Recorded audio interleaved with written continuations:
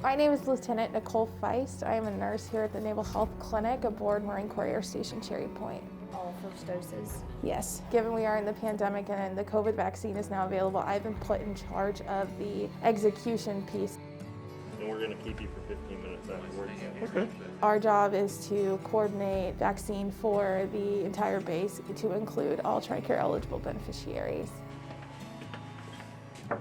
It's in my nature to take care of people. I was thinking about things that I wanted to do. I was considering psychology and nursing just kind of ended up being the fit for me. Immunocompromised in any way?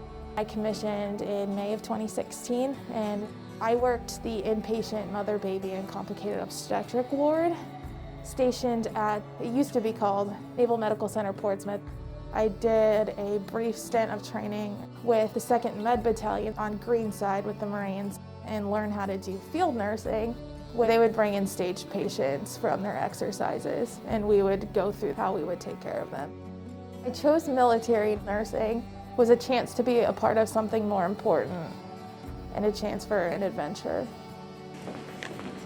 I feel like I'm just a regular person, and yet somehow I ended up being an officer in the Nurse Corps. If I can do it, anyone can do it. I think it's important not to sell yourself short.